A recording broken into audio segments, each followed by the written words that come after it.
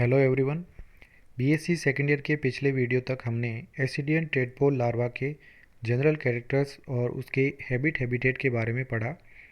इस वीडियो में हम बात करेंगे रेट्रोगेसिव मेटामॉर्फोसिस के बारे में।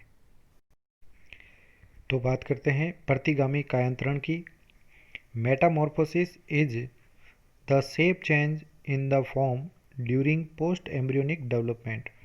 तो मेटामॉर्फोसिस या कायांतरण का मतलब होता है कि इनमें आकार में परिवर्तन हो जाता है ड्यूरिंग पोस्ट एम्ब्रियोनिक डेवलपमेंट, यानी पश्च भ्रूणीय विकास के दौरान इनमें आकार में परिवर्तन होता है, जिसे कहा जाता है मेटामॉर्फोसिस।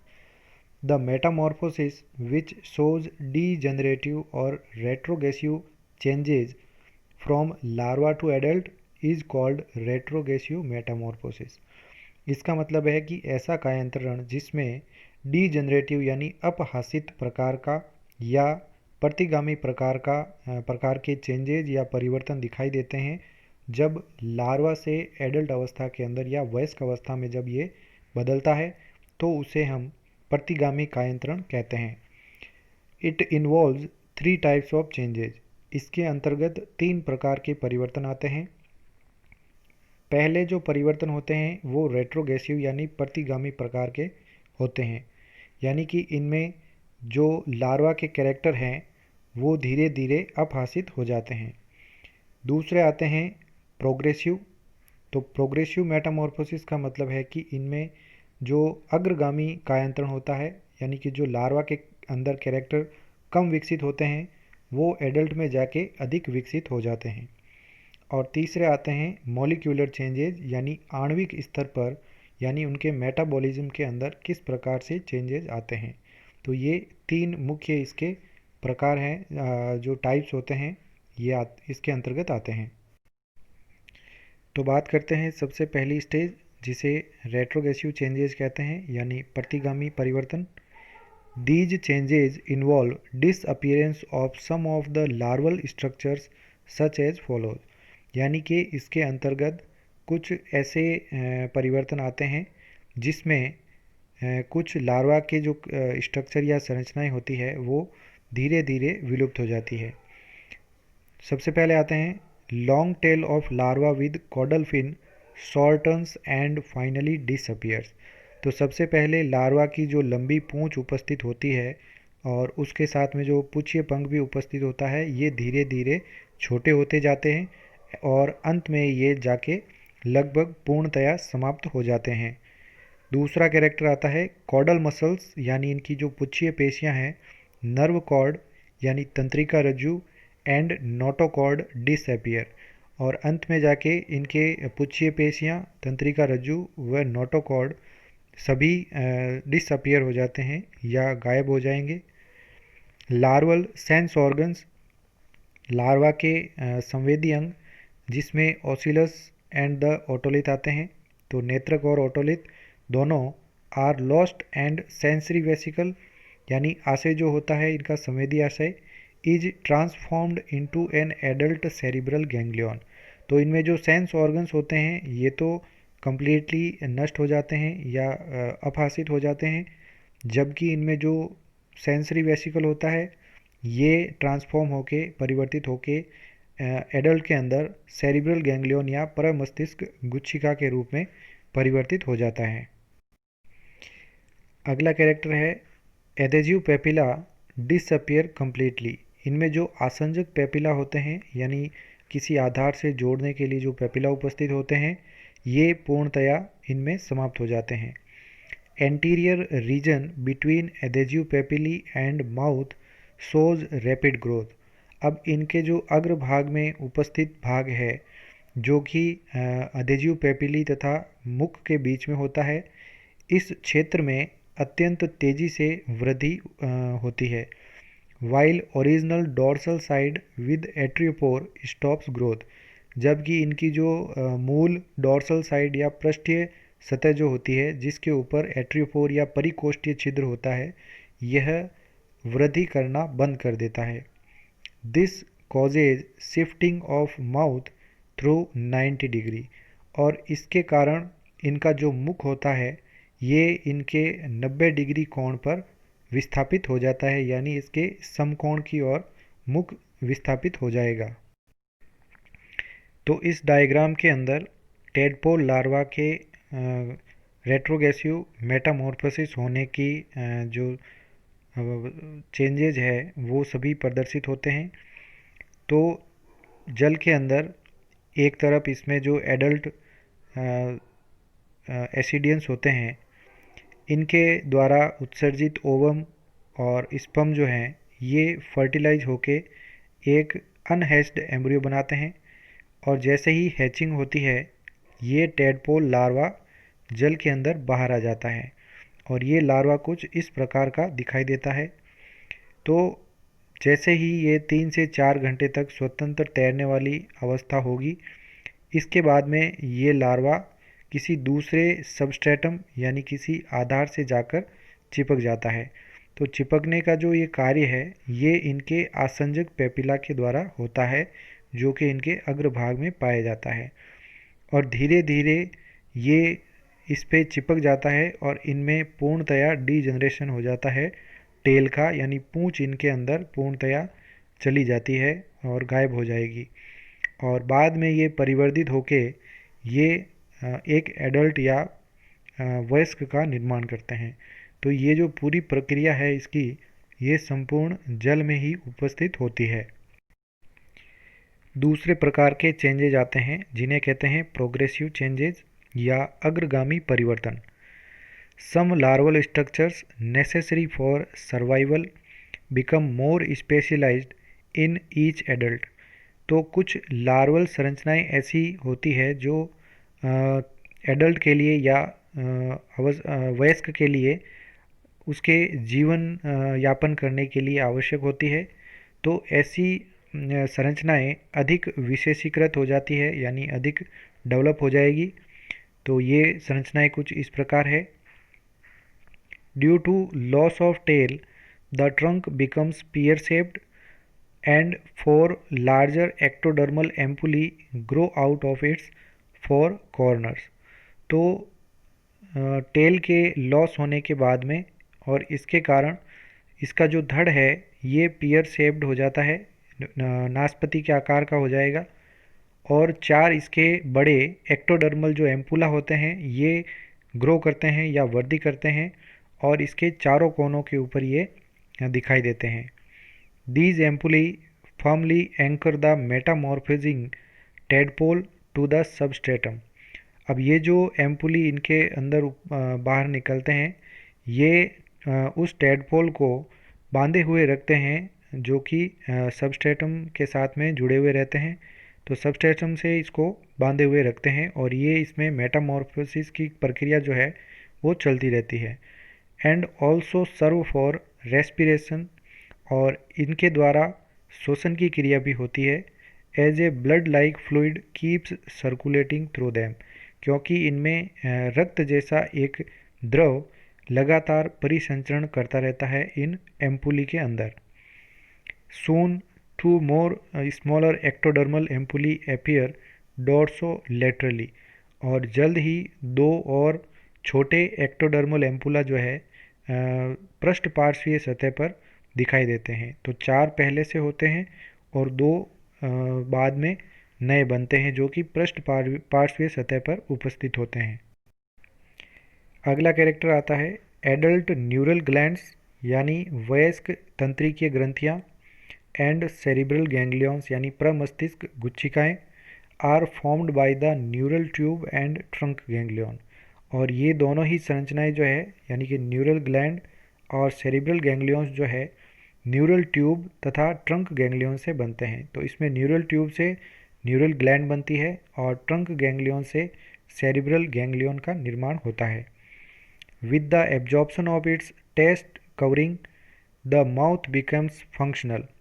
अब जैसे ही इनके टेस्ट कवरिंग यानी चोल का जो आवरण होता है जो लार्वा अवस्था में उसके मुख के चारों ओर आवृत होता है, उसका अवशोषण हो जाता है और उसके कारण जो इनका मुख है वो फंक्शनल या क्रियाशील हो जाता है।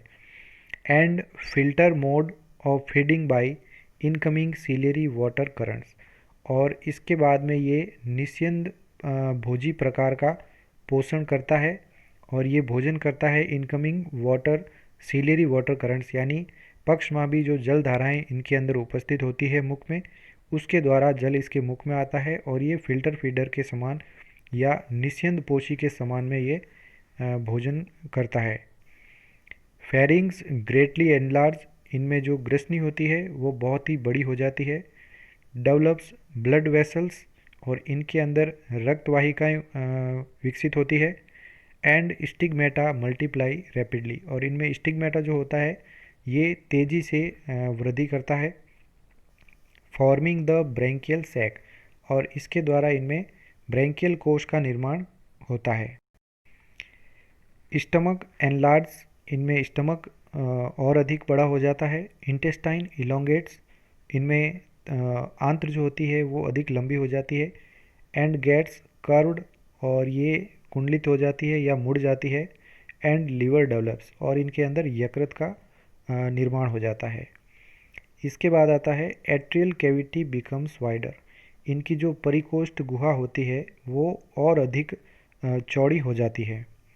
Circulatory system with heart and pericardium develops, अब इनके अंदर सर्कुलेटरी सिस्टम या परिसंचरण तंत्र जो है वो हृदय तथा पेरिकार्डियम के साथ में डेवलप होता है या विकसित हो जाता है।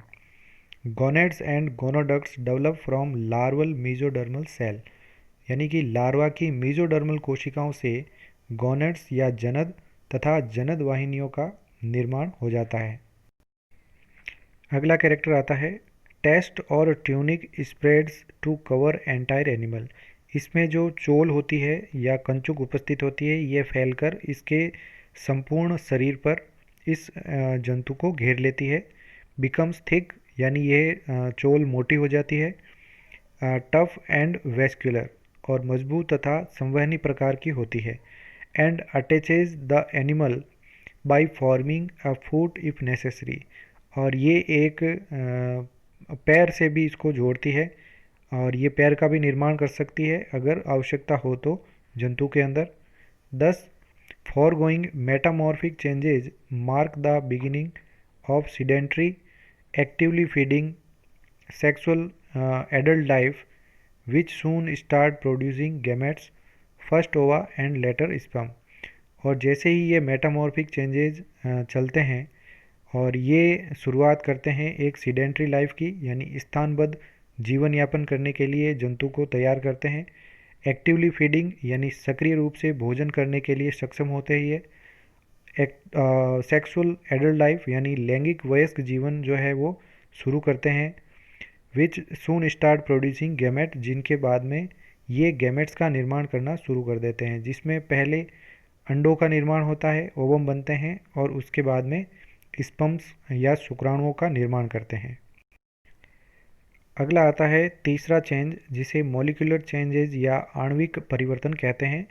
मैंकेट एंड कॉर्डेन 1965 studied the molecular changes which take place during metamorphosis. तो इन वैज्ञानिकों ने, मैंकेट और कॉर्डन ने 1965 में इस प्रकार के आणविक परिवर्तनों की जो है वो अध्ययन किया था जो कि मेटामॉर्फोसिस के दौरान होते हैं। They studied the metabolism of protein and nucleic acid, उन्होंने प्रोटीन व न्यूक्लिक अम्लों के मेटाबॉलिज्म या उपापचय का अध्ययन किया था। They pointed out that some protein synthesis occur throughout the development, but with metamorphosis extensive degeneration of proteins begin followed by rapid synthesis of new protein. अब उन्होंने ये देखा कि कुछ प्रोटीन संश्लेषण जो कि उनके डेवलपमेंट के दौरान या परिवर्तन के दौरान होता है और जो कि मेटामॉर्फोसिस के साथ साथ होता है, उसके बाद में उन्होंने देखा कि उनमें तेज़ी से अपहासन शुरू हो जाता है, यानी वे पहले जो चलने वाले इनके अंदर प्रोटीन सिंथेसिस थे वो तेज़ी से बंद हो जाते हैं और उसके बाद में नए प्रोटीनों के निर्माण के लिए तेज़ी से संश्लेषण शुरू होता है। तो इसका मतलब है मेटामॉर्फोसिस होने के बाद में इनमें प्रोटीन नए प्रकार के बनना शुरू हो जाते हैं। अब बात करते हैं सिग्निफिकेंस की, यानी इसका क्या महत्व है टेडपोल लार्वा का। पहला आता है टेक्सोनोमिक सिग्निफिकेंस, यानी कि वर्गीकी के अंदर इसका क्या महत्व है। Tadpole larva पजेज true chordate characters, क्योंकि टेडपोल लार्वा के अंदर सत्य प्रकार के कॉर्डेट लक्षण पाए जाते हैं जो कि notochord, dorsal tubular nerve cord और उपस्थित होते हैं, जो कि एडल्ट या वयस्क अवस्था में इनमें नहीं पाए जाते हैं। Thus, the Ascidian larva provides the hint for including the Ascidian under the phylum Chordata। तो Ascidian larva के कारण ही यह हमें पता चलता है कि एसिडियंस जो है फाइलम कॉर्डेटा के अंतर्गत आते हैं, क्योंकि वयस्क अवस्था में नोटोकॉर्ड और नर्व कॉर्ड दोनों ही नहीं होते हैं। इसलिए ये जो लार्वा है ये अधिक इम्पोर्टेंट है इनको फाइलम कॉर्डेटा में रखने के लिए।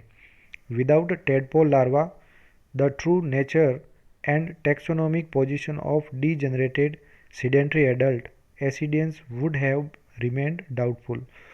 तो बिना टेडपोल लार्वा के जिनके अंदर सही प्रकार से टैक्सोनोमिक पोजीशन यानी वर्गीकी स्थान और उनको नहीं दे सकते हैं, क्योंकि इनका जो एडल्ट स्टेज होती है जो स्थानबद्ध है और अपहासित स्थानबद्ध वयस्क के रूप में रहती है, ये हमेशा से ही संदेहास्पद स्थिति में रहता अगर टेडपोल लार्वा इसके अंदर नहीं होता।